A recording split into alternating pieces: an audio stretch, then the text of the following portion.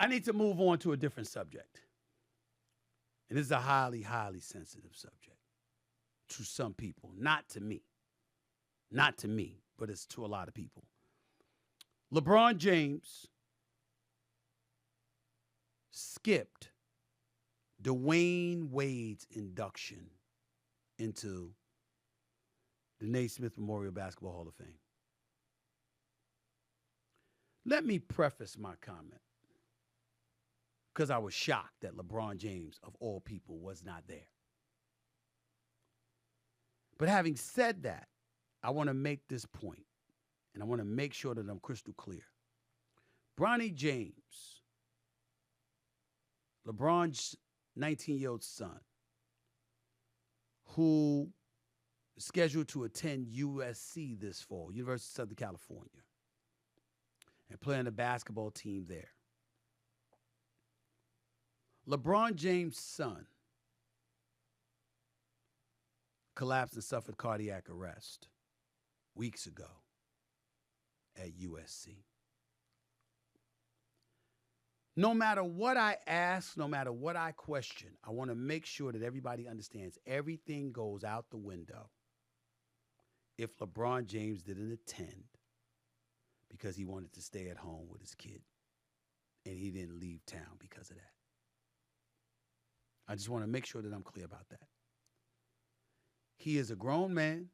He was under no obligation to be at the Hall of Fame. He can do what he wants to do. Nobody's saying otherwise because you got people like Rich Paul and other people. He's a grown man. He can do what he wants to do. Yes, we know that. Why don't you tell us the sky's blue? Okay? Breaking news. We get that. Here's why this subject is worth broaching. Because to me, the last person who should have missed Dwyane Wade's induction into the Hall of Fame was LeBron James. And here's why. LeBron James, one could easily argue, wouldn't even know what it's like to be a champion had it not been for Dwyane Wade. Somebody need to say it, so I'm going to say it. Now, we all know that LeBron James, I got him number 2 all time, y'all. And I understand that that's offensive to people in his camp. They'll get over it someday. But in the history of the game of basketball, albeit debatable between him and Kareem Abdul-Jabbar, but I'm just thinking about the versatility of LeBron James being 6'9", 260, and all the things that he could do with a basketball, and how he didn't need somebody to bring the ball up the court to give him the ball like Kareem needed Magic Johnson. Okay? I'm of the mindset, and Oscar Robertson before that, by the way. I'm of the mindset that LeBron James owes his championship pedigree to Dwyane Wade. Because remember, before LeBron James arrived with his talents to South Beach, Dwyane Wade had already been a champion. Dwyane Wade won the title in 2006 when Shaq came over to Miami, when they were going up against Dallas, when Dallas was up 2-0 on them, and Dwyane Wade took the hell over and averaged over 37 the last 4 games to bounce Dallas out of here. I was there for that. And I'm here to tell you right now that when you look at D. Wade, who recruited LeBron James to come to Miami, along with Chris Bosh, although it was supposed to be Carmelo Anthony,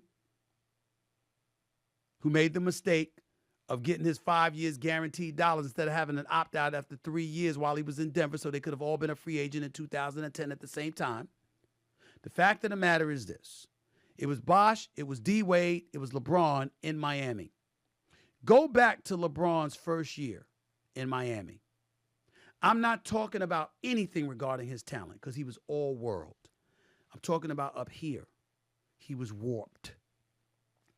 He looked scared. I'm not going to say he was scared. He looked scared.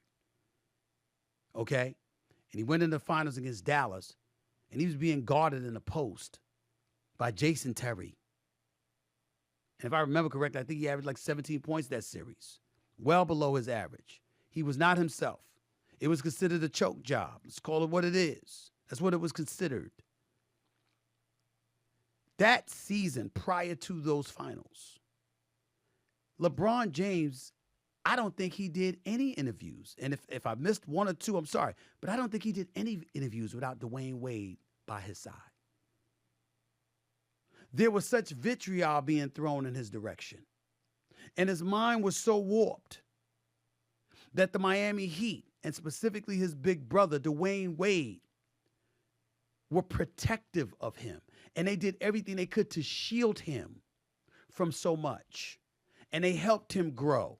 They established a culture. And they established his mode as an individual. Yeah, Pat Riley. Yeah, Eric Spoelstra and all of those guys. And Eric Spoelstra was relatively young as a coach then. But it was D. Wade, his big brother.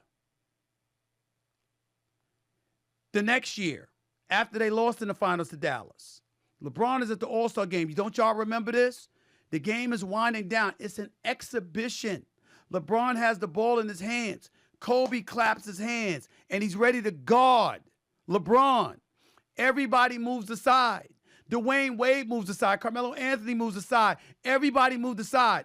And LeBron James turned the ball over because he passed the ball into the corner to Carmelo Anthony.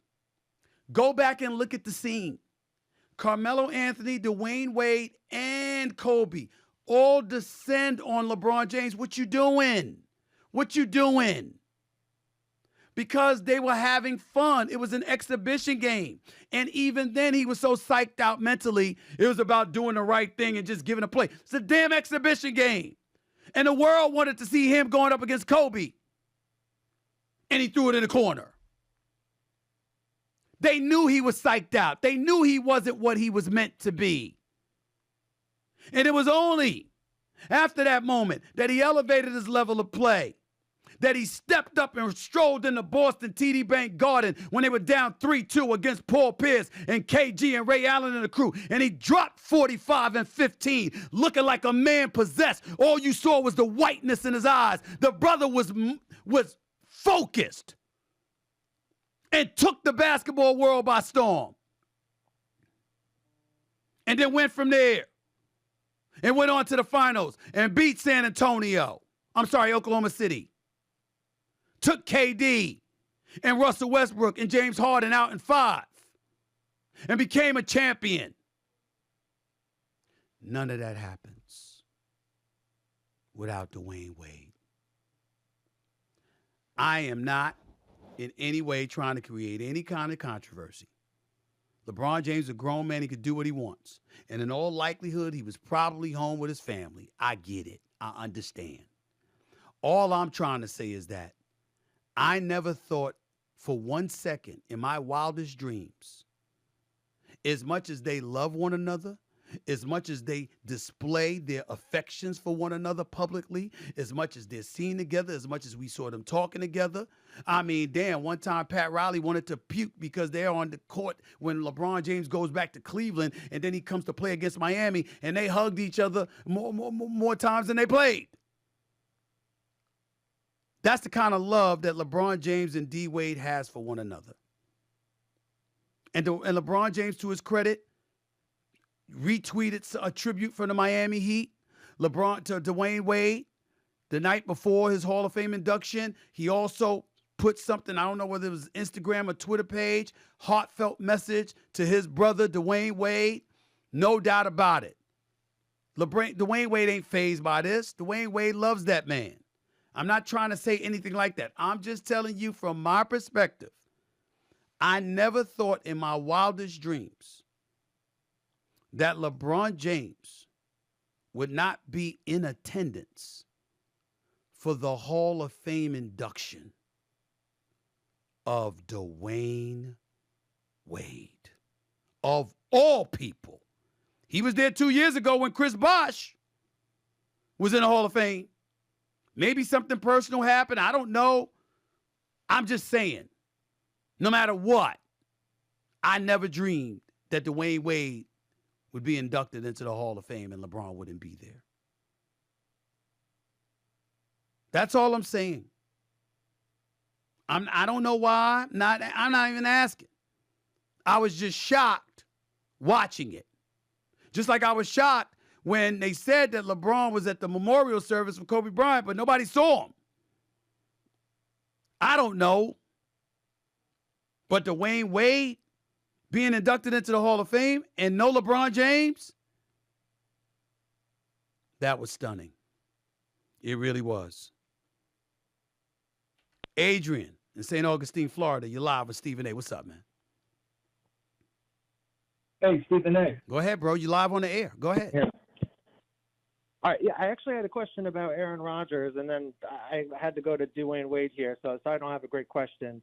But do you think he is the most skilled player that LeBron has ever played with? I lost your signal, buddy. I'm assuming that's what you were asking. One could say yes, but then again, one could say no because Kyrie Irving is pretty damn spectacular. Now, Kyrie Irving isn't as productive to the bottom line as D. Wade was, but he is spectacular nevertheless. There is no doubting that. So you can make that argument. It would come down between Dwyane Wade or Kyrie Irving. But then again, how am I going to forget Anthony Davis? Charles Barkley calls him street clothes. I call him Six Flags. You know, the roller coaster. Because he's up 1 minute, down the next. Drops 40 in game 1 against Nikola Jokic. Drops 11 in game 2. I don't understand him. But there is no doubting that Anthony Davis on his game is a bona fide superstar. No doubt about it. And he did help deliver a championship to LeBron James, although others try to discount that because they say if there was a full season that had never been interrupted for 4 months by COVID-19, they wouldn't have won the championship because Anthony Davis predictably would not have made it through the season.